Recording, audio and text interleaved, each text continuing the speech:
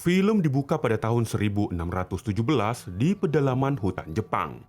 Hanjo Hasashi, pemimpin ninja terakhir dari klan Shirai Ryu, menikmati hidup sederhana bersama keluarga kecilnya. Ia sangat bersyukur atas kebahagiaan ini. Hanjo kemudian pergi ke sumur untuk mengambil air atas permintaan sang istri, dan terlihatlah ada tanda naga di lengannya. Sementara sang istri masuk ke dalam rumah karena tangisan bayi mereka tak kunjung reda. Namun secara aneh, udara di dalam rumah terasa sangat dingin padahal sedang musim panas. Lalu tiba-tiba terdengar perkelahian di luar sehingga sang istri dan si anak sulung segera menyembunyikan bayi ke bawah lantai. Saat itulah muncul seorang assassin dari klan Lin Kuei bernama Bi-han. Sambil memperlihatkan kekuatan esnya, Bi-han menanyakan keberadaan Hanjo. Namun keduanya memilih untuk tidak menjawab. Hanjo yang mendengar teriakan istrinya pun langsung berlari pulang dan mendapati anak dan istrinya tewas membeku. Hanjo pun sangat terpukul. Di saat yang bersamaan, beberapa pasukan dari klan Lin Kuei datang untuk membunuhnya. Namun Hanjo langsung membantai mereka dengan sangat brutal menggunakan pedang dan kunai.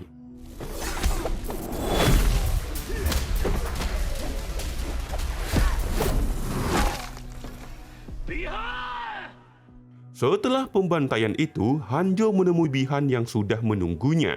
Bi-han berkata kalau misinya hampir selesai, yaitu untuk membantai semua klan Shirai Ryu dan memutus garis keturunan Hanjo. Keduanya pun terlibat pertarungan sengit. Namun karena terlalu dikuasai amarah dan dendam, Hanjo pun menjadi lengah, sehingga Bi-han menghantamkan Hanjo ke pohon dan batu, lalu menikam bahunya hingga sang ninja terbaik itu tumbang.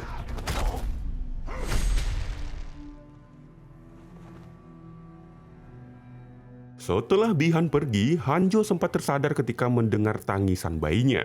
Namun ketika merangkak, ia keburu tewas sebelum sampai ke rumah. Kemudian tubuhnya mulai terbakar api hingga akhirnya hangus dan lenyap. Kemudian di tengah hujan lebat, sesosok pria misterius muncul dari dalam petir. Dialah Raiden, sang dewa petir. Raiden lalu mengambil kunai dan bayi Hanjo, kemudian membawanya pergi dari sana.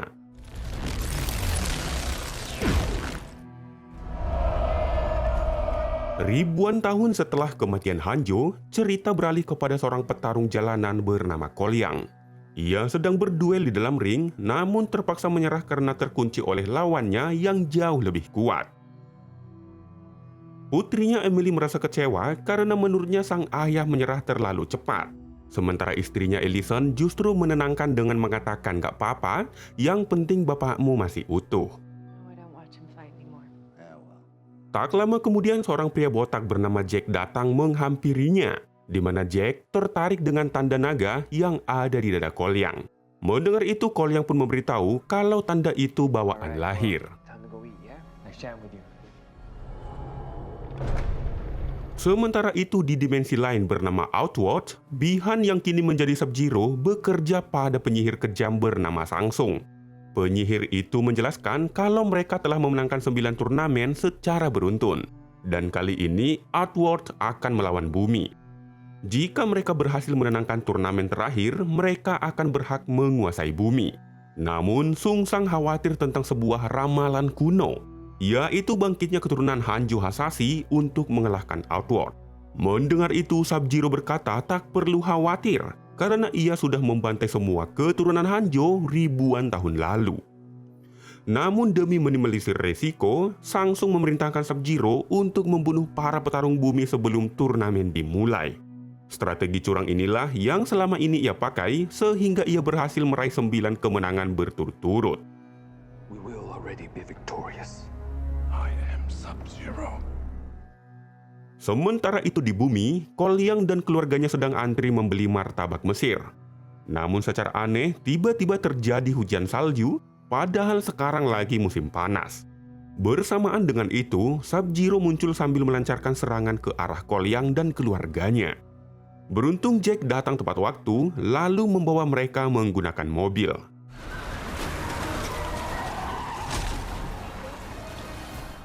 Jack lalu memperlihatkan tanda naga di perutnya dan menjelaskan bahwa tanda itulah alasan mereka mendapat serangan. See you at base at 2300. That's impossible. Okay. No shit. But they don't have the market. Kemudian ketika Sub-Zero menghadang mereka di sebuah gang sempit, Jack menyuruh Cole Young untuk membawa keluarganya ke tempat yang aman. Ia juga menyuruh Cole untuk menemui Sonya dan memberikan alamatnya. Sementara itu Jack akan tinggal untuk melawan Sub-Zero.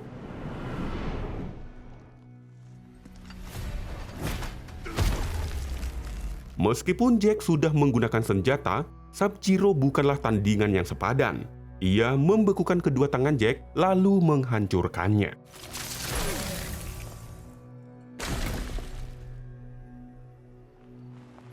Setelah berhasil membawa keluarganya ke tempat yang aman, Cole Young berpamitan untuk menemui Sonya. Semoga dengan begitu, ia menemukan jawaban atas semua kejadian aneh ini. Sementara itu di Outworld, anak buah Samsung bernama Milena melaporkan bahwa Sub-Zero berhasil membunuh satu lagi petarung bumi. Namun Samsung yang sangat ambisius pun masih kurang puas. Ia lalu memerintahkan Milena mengirim Saiyot si reptil untuk membantu Sub-Zero. Send in the reptilian, Sizoth. Sesampainya di alamat yang diberikan Jack, Cole Young malah diserang oleh Sonya. Setelah Cole menjelaskan bahwa dirinya dikirim oleh Jack, barulah Sonya menghentikan serangannya dan membawa Cole Young masuk. Dan terungkaplah kalau Sonya dan Jack adalah mantan pasukan khusus. Sonya lalu bercerita kalau mereka pernah mendapat misi menangkap penjahat yang memiliki tanda naga. Saat itu Jack terpaksa membunuh si penjahat dan secara ajaib tanda naga berpindah kepada Jack. Sejak saat itu mereka mencari tahu arti dari tanda tersebut, yang ternyata merujuk pada Mortal Kombat, sebuah turnamen antar dimensi yang telah ada sejak ribuan tahun lalu. Siapapun yang memiliki tanda, artinya ia terpilih menjadi pejuang untuk mewakili dunianya. Yang artinya, Cole Young dan Jack adalah petarung yang terpilih sebagai perwakilan bumi. Selain itu, mereka juga menahan seorang penjahat kejam bernama Keno yang ternyata juga memiliki tanda naga. Sedangkan Sonya sendiri tidak memiliki tanda tersebut.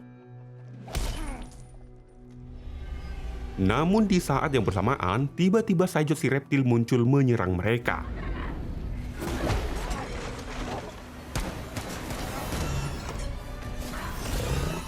Di mana Saiyot bisa berkamuflase menjadi tak kasat mata, juga bisa mengeluarkan cairan asam yang sangat korosif. Cairan itulah yang kemudian dimanfaatkan Keno untuk melepaskan borgol dari tangannya. Setelah terbebas, Keno menancapkan kembang api di tubuh Saiyot, lalu secara brutal mencabut jantungnya hingga monster itu tewas.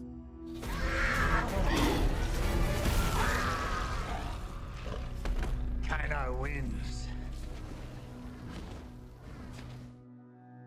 Akibat dari kekacauan itu, semua berkas penelitian Sonya pun ikut terbakar, termasuk berkas tentang kuil Raiden yang merupakan tempat pelatihan bagi para petarung bumi yang terpilih. Mendengar itu, Keno pun mengaku bahwa ia tahu lokasi tersebut. Namun sebagai penjahat yang oportunis, ia tidak mau memberitahu secara cuma-cuma. Sehingga Sonya terpaksa menipunya dengan menjanjikan bayaran sebesar 300.000. $2 million.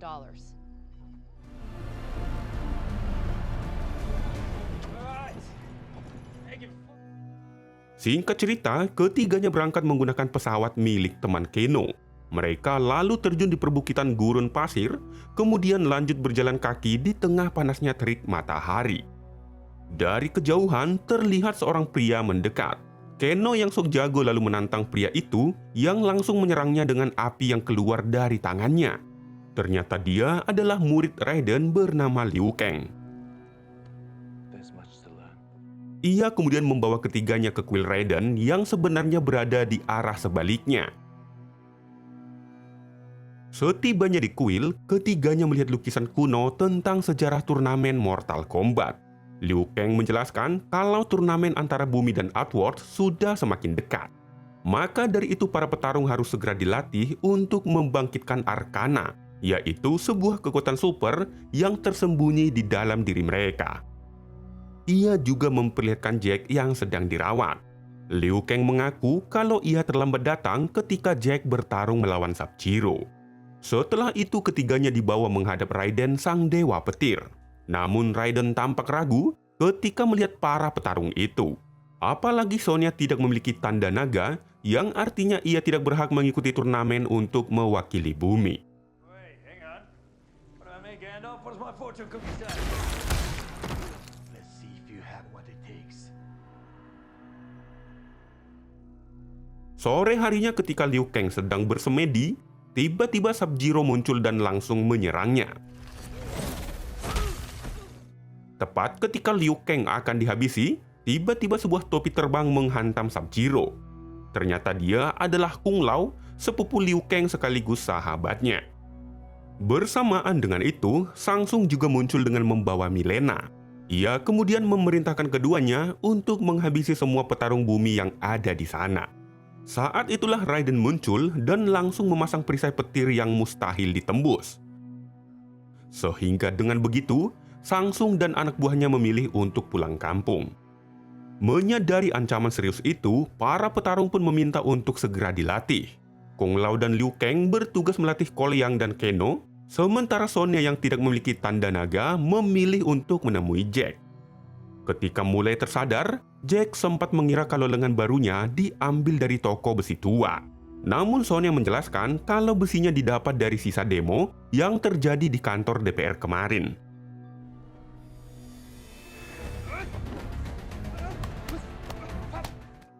Fokus utama latihan adalah membangkitkan arkana dalam diri mereka. Namun ketika dalam pelatihan, terlihat kalau keduanya tampak kesulitan. Bahkan Keno si banyak bacot pun berkali-kali dijatuhkan Liu Kang hanya dengan satu gerakan. Cute. Real cute. Latihan ini menunjukkan bahwa kemampuan mereka masih sangat jauh di bawah rata-rata. Seems as though we have our work cut out for us. Ketika sedang makan bersama, Kung Lao sengaja memprovokasi Keno dengan mengejek nama bapaknya. Sehingga Keno pun marah, tak sengaja membangkitkan arkananya berupa laser yang keluar dari matanya. Ah, laser beam! Better than fireballs, you pussy! Keesokan harinya, Liu Kang meminta Keno melatih Koliang, sementara Jack berlatih menggunakan lengan barunya. Akan tetapi Koliang tetap gagal membangkitkan arkananya, membuat Liu Kang bosan dan memilih untuk pergi mancing belut. Demikian juga Jack yang mulai putus asa karena curiga kalau lengan itu mengandung unsur dana korupsi.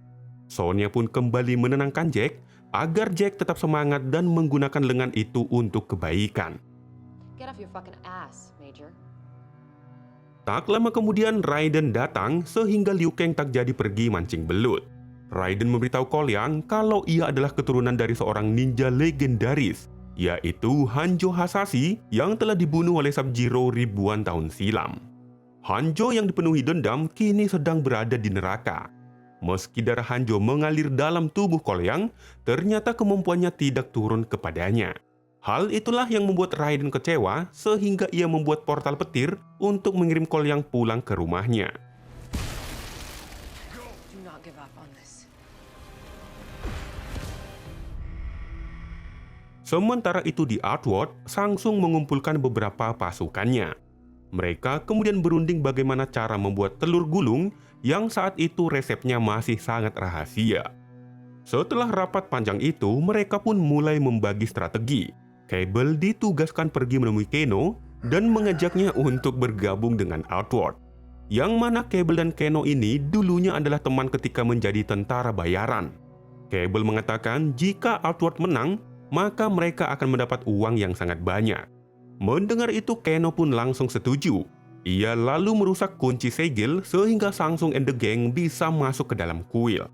Hal itu pun membuat Sonya kesal dengan pengkhianatan Keno. Setelah itu, pertarungan sengit pun terjadi.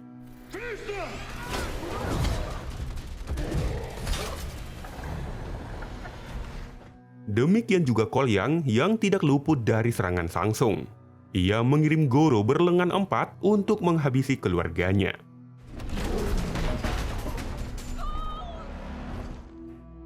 Dalam pertarungan itu, Koliang berusaha melawan dengan sekuat tenaga.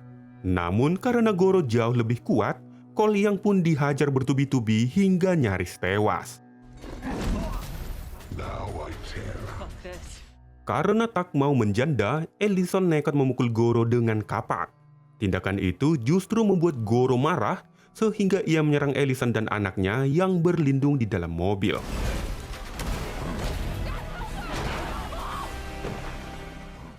Melihat keluarganya dalam bahaya besar, saat itulah Arkana Kolyang muncul. Arkana itu berupa kostum emas dan sepasang senjata di tangannya.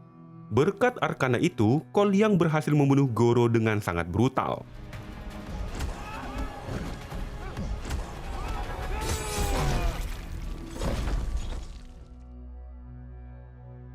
Di dalam kuil, Liu Kang cukup kewalahan melawan Kabal yang bisa bergerak dengan kecepatan tinggi. Sedangkan Jack berhasil dilumpuhkan oleh Royko yang menghajarnya dengan palu besar.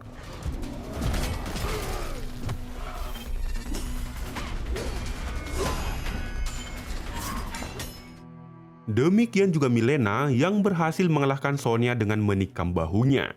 Saat itulah Milena menyadari kalau Sonya tidak memiliki tanda naga. Karena membunuh manusia biasa tidak ada harganya, ia pun memilih untuk pergi saja. Namun Keno datang sambil mengejeknya, lalu menyiksa Sonya dengan menekan lukanya. Setelah itu Keno melemparkannya ke tepi jurang dan menjatuhkan patung batu di atas tubuhnya. Sementara itu, Kung Lao langsung menyerang Sangsung. Namun serangan itu berhasil dihindari, lalu Sangsung menyuruh Nitara untuk melawannya. Kung Lao yang dari tadi sudah kenyang makan bakwan jamur akhirnya berhasil membelah tubuh Nitara. Sehingga dengan begitu Nitara tewas mengenaskan. Flawless victory. Tak lama kemudian, Raiden datang untuk menghentikan perkelahian. Sementara Jack yang sudah lemas berusaha mengangkat batu besar yang menimpa Sonya. Awalnya lengan besinya mulai rusak karena beban terlalu berat.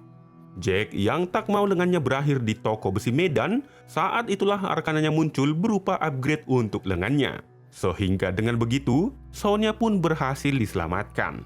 Karena sudah mendapatkan arkananya, Raiden pun membawa Kolyang kembali ke kuil. Ia menegaskan kalau para petarung bumi akan segera siap untuk mengikuti turnamen. Raiden lalu membuka portal untuk membawa petarungnya pergi dari sana. Namun ketika Sub-Zero berusaha menghentikan Kolyang, saat itulah Kung Lao menyerang Sub-Zero.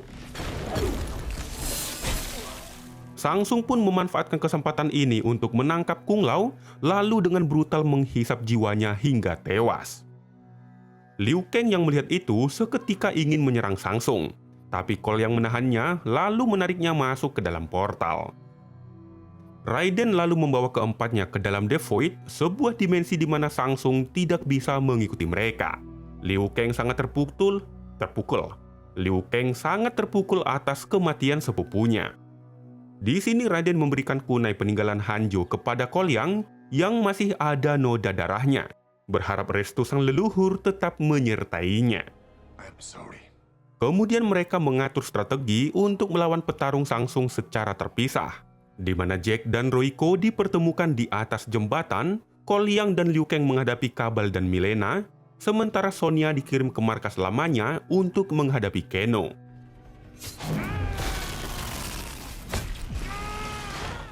Dalam pertarungan itu, Sonya menggunakan kecerdikannya. Ia melempar sarden kaleng ke mata Kano sehingga lasernya menjadi macet. Lalu ketika Kano berusaha mencekik Sonya, saat itulah Sonya memukul kepalanya dengan patung. Dengan begitu, Kano tewas dan tanda naga berpindah kepadanya. Demikian juga Jack yang kini bangga dengan lengan barunya. Berkat lengan itu, ia berhasil mengalahkan Royko dengan menghancurkan kepalanya. Sementara itu Liu Kang dan Kabal masih bertarung sengit. Liu Kang yang sudah diselimuti dendam menyerang Kabal dengan tendangan bayangan. Setelah itu ia mengeluarkan kekuatan besar berupa naga api yang langsung melahap Kabal hingga tewas. Sedangkan Kolyang masih kesulitan menghadapi Milena yang memiliki kekuatan teleportasi. Beruntung Sonya datang tepat waktu. Ia melepaskan energi blast dari tangannya yang membuat Milena tewas meninggalkan lubang besar di perutnya. Tak lama kemudian, Sub-Zero datang memancing Kolyang dengan memperlihatkan gelang anaknya. Kolyang pun mengejarnya hingga sampai ke sebuah tempat di mana anak dan istrinya sudah membeku. Koliang kemudian bertarung melawan Sub-Zero yang kekuatannya jauh lebih besar. Sehingga dengan begitu, Sub-Zero sangat mudah melancarkan serangan bertubi-tubi kepadanya.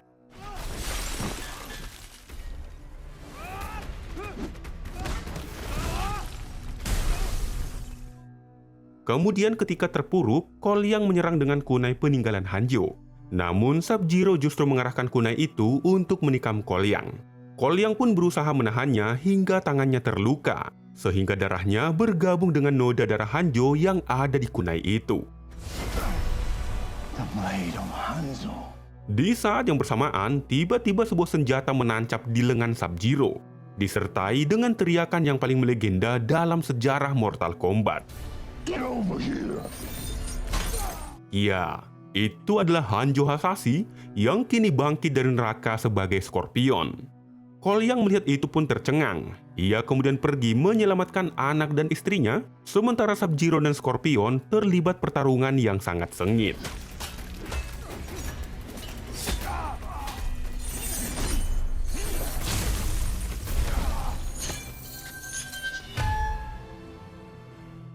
Scorpion kemudian memperlihatkan gigi hitamnya karena kebanyakan makan sirih.